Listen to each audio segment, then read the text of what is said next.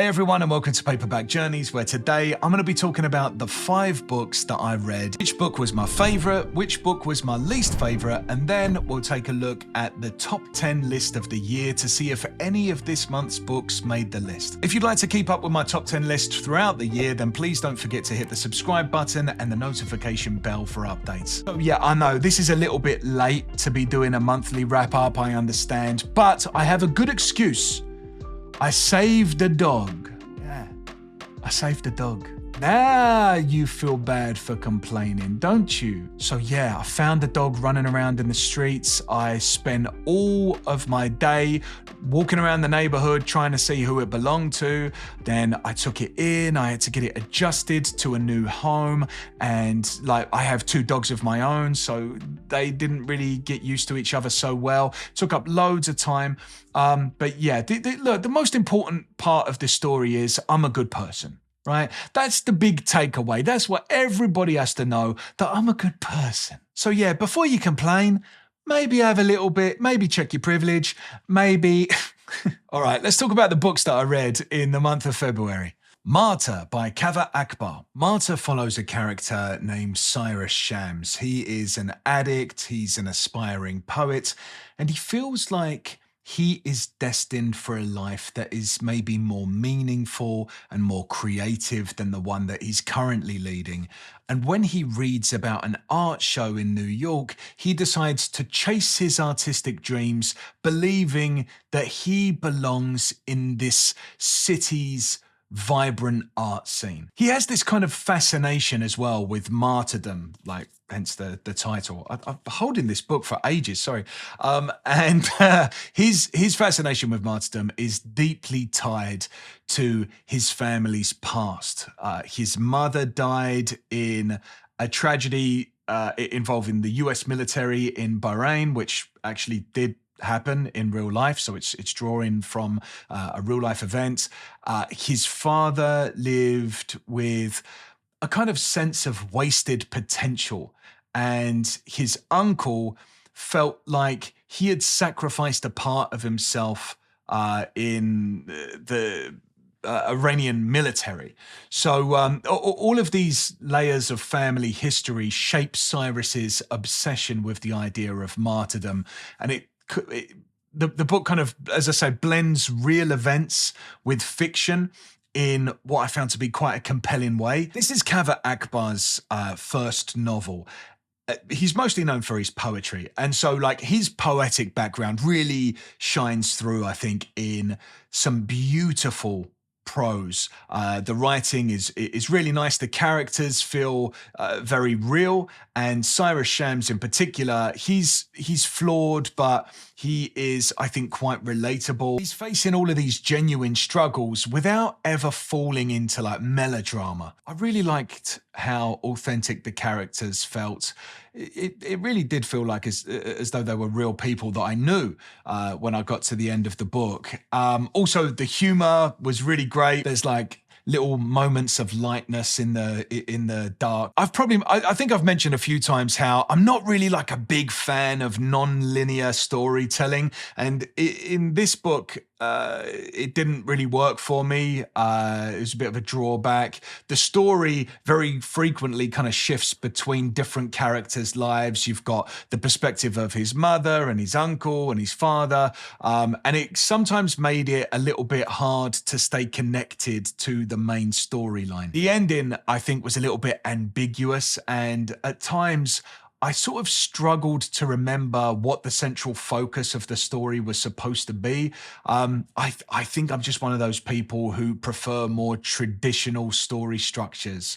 So whilst, you know, I appreciated the book, I did like the book, and I enjoyed spending time with the characters, it didn't resonate with me as much as it did with other people, I don't think. It was good, but not great. The next book I read was A Little Hatred by Joe Abercrombie. So I was really looking forward to this book after reading and absolutely loving the First Law trilogy. Everybody told me, you know what? The First Law trilogy is good. The Age of Madness trilogy is even better. And I found it difficult to believe. This book is set in the same universe as the First Law trilogy. So I'm going to talk about this book without spoiling anything else that has happened in the series. So time has advanced to the point where we're now at the very beginning of a kind of industrial revolution. It's a place where science has advanced so that magic is now at risk of being completely replaced. That concept alone, just by itself, I think would have been enough to sell me on this book. But alongside this industrial revolution, as with all advancements, right, there comes friction. Because it's not just magic that's being replaced, but also a lot of people's jobs and their expertise that they've given their life to. And reading this now, it actually felt like strangely relevant to our world today, you know, with the rise of artificial intelligence and remote work kind of displacing people. The story is full of political tension. There's a war on the horizon. And amidst all this, there's a focus on just an amazing cast of characters. One of the most satisfying things I think about seeing this new generation living in the world of the First Law is watching them try to live up to the older generation while dealing with the world that have been shaped by past events, and seeing how some characters from the original trilogy have aged and taken on new roles, kind of existing in the background. That was really satisfying. You can see that, you know, some of these characters are just living in the shadow. They're trying to live up to the expectations of the people that came before. And we got to spend time with the characters from before. They talk about these characters as if they're legends. And in this world, they are, you know. Again, I'm not giving any spoilers. I'm not saying which characters do what or anything like that. I'm just saying there are some characters that are seen in that light. So one of the ways that this book, I think, feels a little bit stronger than the first trilogy is that it has a much clearer plot. There's more of a direction. I understood all of the character motivations, which I think is largely thanks to the groundwork that was laid in the earlier books. Again, I can't say too much without spoiling anything, but I just had a really great time with this book. Everything I love about Joe Abercrombie's here, but it also feels as though he's improved on his craft a little bit. Just great. Just great. The next book I read in February is Shuggie, Bain by Douglas Stewart. So this is about a young boy who's growing up in Glasgow during the Margaret Thatcher's 1980s. And it follows the struggles of a working class Scottish family. They're living in a rough neighborhood that just feels completely devoid of hope. Shuggie faces relentless bullying at school. He feels like he's different to the other kids that he goes to school with, and they're very often cruel. They can be pretty violent as well. There's a good bit of violence in this book. And at home, things aren't really much better because he's dealing with his mother, who, like I say, she's struggling with alcoholism, and she's just spiraling out of control. You know, she's trying to hold on to something, but the addiction is really taking her. This book is based loosely on Douglas Stewart's own childhood experiences. So yeah, it kind of feels like semi-autobiographical in that way. It won the 2020 Booker Prize and was actually his debut novel. I really liked it. I liked the raw style of the storytelling. It felt like, in my mind, a realistic portrayal of poverty and, you know, sort of how hopeless it can seem to escape it. If you've ever known someone that suffers with addiction, I think you'll be able to recognize some of the moments that happen in this book. It kind of like mirrors that repetitive and exhausting nature of addiction where you just, oh, now I'm going to quit. Now I'm going to get back. Now I'm going to quit. Now I'm going to get, and it's just over and over. You just reliving the cycles over and over. I don't know about you, but I've read other books where there's an alcoholic character and alcoholism is kind of romanticized in a way, you know? Where it's just like, oh, you know, they have a devil-may-care attitude to life and whatever happens, happens, you know, bottoms up. And, you know, he's kind of wild and sexy. Yeah, that to me does not really ring true when it comes to addiction. It's much uglier and more brutal. You really can't help but empathize with Shuggie's mother, even though I will say there are times when I felt that anger towards her, just like the rest of the family did. You know, I was just like, "What? You're making bad decisions." And I'm talking about when she's sober, right? Not blaming her for when she's an alcohol, she's drunk, but I'm saying when she's sober, she's making decisions outside of her alcoholism uh, that are negatively affecting the family, and I'm just like, what are you doing? It was frustrating. It was frustrating at times, but yeah. At the same time, it's weird because you do feel sorry for her because she's a victim of her illness, and but her actions are hurting all of her family. It's just so yeah. The book is very powerful, very emotional. I've got to say though, it's bleak. It's bleak, and there's no relief to the sadness. At times, I did find myself questioning: am I just sort of like wallowing in the misery of as like a form of entertainment? You know, it was exhausting to read. Every time I picked up the book, I knew that by the time I got to the end of that reading session, I was going to feel heavier, which sometimes made it a little bit difficult to look forward to. It's obviously not the kind of book that you read for fun, but even in other books about people that are going through struggles, usually there's some sort of form of reprieve. And the intensity of Shuggie Bain just made it hard to read for long periods anyway. I found myself just sort of picking it up for 15, 20 minutes, flicking through. Yeah, all right, I've got to have a little break now. I'll come back to it later. Normally, I like to sit down and read for maybe an hour or two. Impossible. Next book I read was Between Two Fires by Christopher Buehlman. So we actually read this book as the first ever PBJ Book Club pick.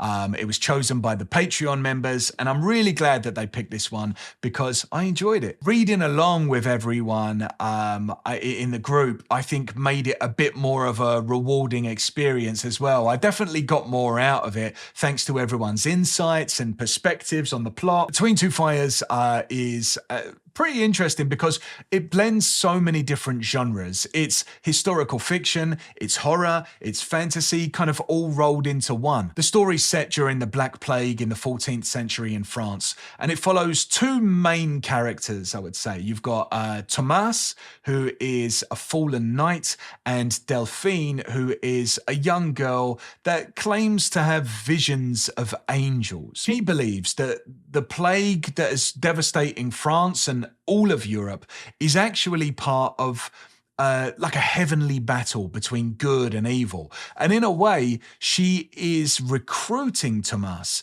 to travel to Avignon through the lands just ravaged by disease and war and also demonic creatures. So this book is just filled with these terrifying creatures that are hanging out in swamps and haunting convents. The writing is really dark and really atmospheric, as is the setting.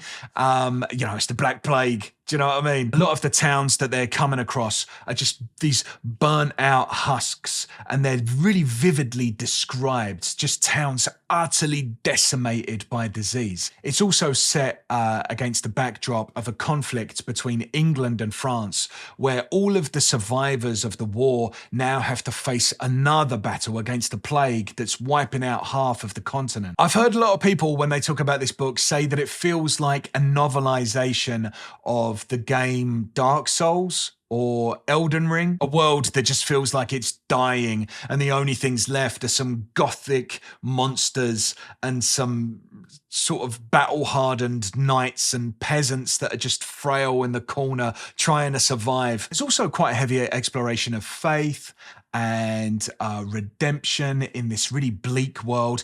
I'm not particularly religious myself, but I think it does help to have some basic knowledge of the Bible to fully appreciate this story's themes and some of the miracles that are happening in this book. And I do think they're miracles rather than magic. One thing that I didn't really love was how like the supernatural elements sometimes felt a bit overwhelming or confusing. Like, how did this happen? There were moments where I just had to shrug my shoulders and think, okay, God did it, angels did it. And that's it. That's the explanation of why these things happen. It's a very soft magic system. I really enjoyed the ending. And as a bonus, there were some genuinely frightening moments. There's one scene in particular, and I won't say, what it was, but it really stuck with me. And I think this is maybe one of the best standalone fantasies that I've read. Once again, I'm really grateful to the Patreon members for choosing this book. I will be revealing our March book club pick in the video that is going to be released. In fact, I think by the time this comes out, it already would have been released. And so I'm excited for that one as well. I'll give a link to the video at the end of this video. The next book that I read in the month of February is God of the Woods by Liz Moore. This is a story of a teenage girl who goes missing from a summer camp in the 1970s.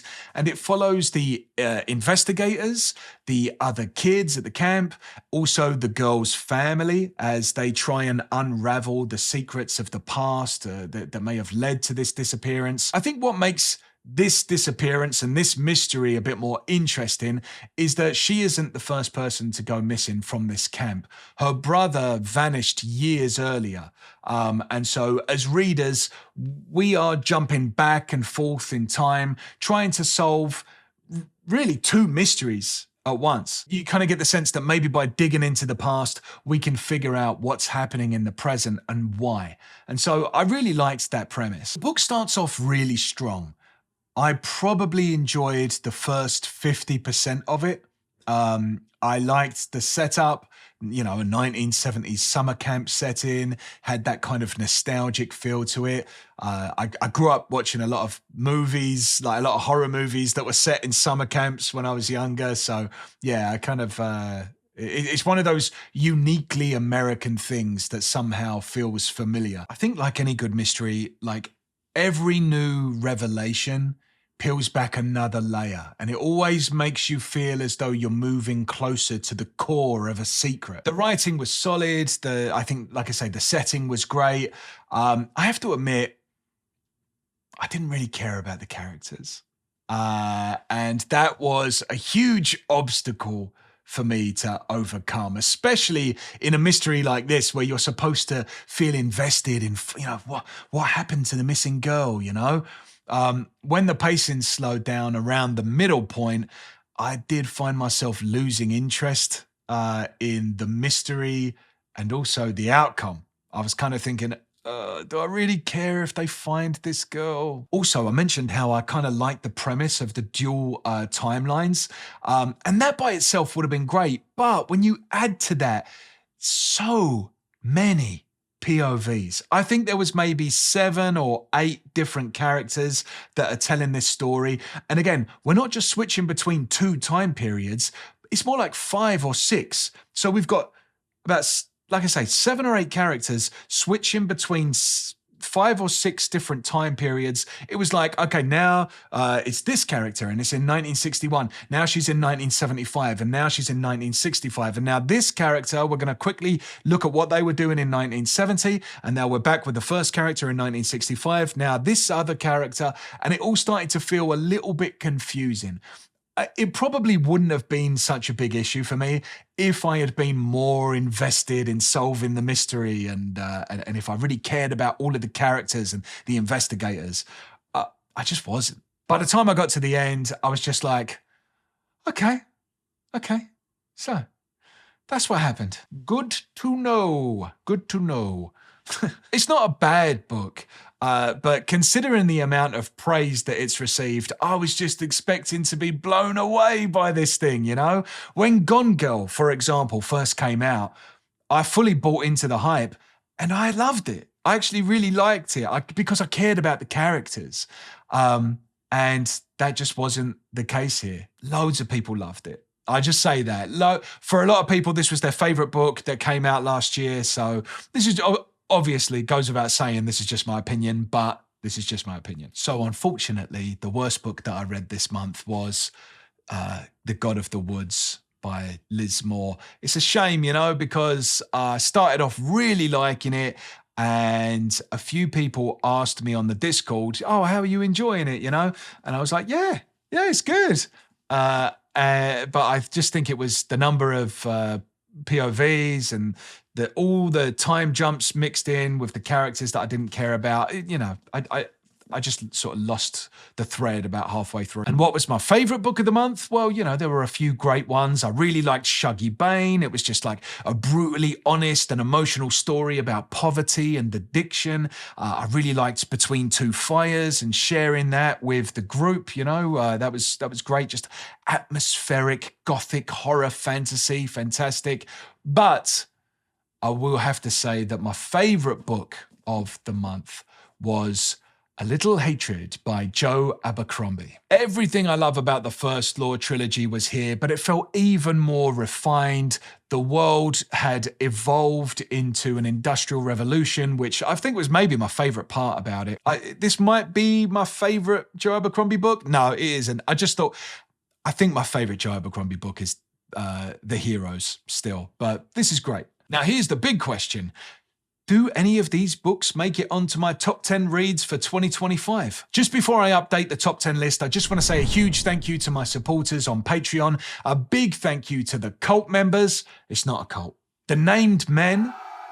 And an extra special thank you to the Quartet. What I'm going to start doing is giving a random compliment to a member of the Quartet in each video. And I'm going to be starting off with Jeff C. Jeff, come here. I just want you to know that I think you would have done really well in World War II. If you like this channel and you'd like to support it and get some perks, then you can click on the link in the description below. Okay, so let's bring down the leaderboard and take a look at the current top 10. So as it stands, and remember, this is just from January, so this top 10 list is going to change quite a lot. But as it stands, you've got The Answer Is No by Frederick Buckman, followed by Elevation by Stephen King, then The Vegetarian by Han Kang, Second Variety by Philip K. Dick, James by Percival Everett. Then moving into the top 5, you've got Joe Abercrombie's Sharp Ends, An Honest Thief by Fyodor Dostoevsky. And by the way, I recently released a recording of An Honest Thief, maybe last week. So if you want an audiobook version of that, you can find it on my channel. Then followed by The Hobbit by a little-known author, J.R.R. Tolkien. And then The Heart in Winter by Kevin Barry. And the best book so far is Roadside Picnic by Arkady and Boris Strugatsky. So I can tell you that this month I'm going to add 4 books to the top 10 list. So unfortunately, that does mean that we are going to lose The Answer Is No by Frederick Buckman, Elevation by Stephen King, The Vegetarian by Han Kang, and Second Variety by Philip K. Dick. It's time to load up the book canon.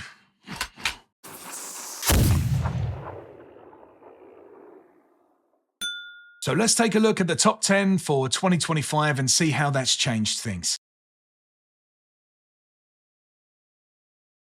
It's early in the year. There's going to be a lot of changes. January, February, March. This is very volatile time for the old top 10 list. Now it's time to give out an Amazon voucher to someone who played the rating game and came closest to guessing what I would rate the books that I read for February. And the winner is... from the United Kingdom, Isaiah. So if you are from the United Kingdom and if you played the rating game and your name happens to be Isaiah, you should check your email, mate, because you've got an Amazon voucher. So I would love to use something other than Amazon, but I don't love supporting Amazon, but at the same time, what I need is something that is internationally available, that everybody uses, and that I can easily send an e-voucher to. So if there's a different option that you can suggest, I'll be very happy to use that instead. But yeah, I hope, Isaiah, that you at least buy a book with it. If you think that you can guess what I'm going to be rating the books that I'm going to read in March, then you can find the details on the Paperback Journeys Discord. And so, yeah, that was the month. I'm looking around for something. Here it is. That was the month of February, and we move into March. And as always, I'm going to be spinning the wheel to find out what I'll be reading for the coming month. So if you would like to see me spin the wheel for the month of March, then you can click up here to find out what I'll be reading. Thanks so much for watching the video. I really appreciate it, and happy reading.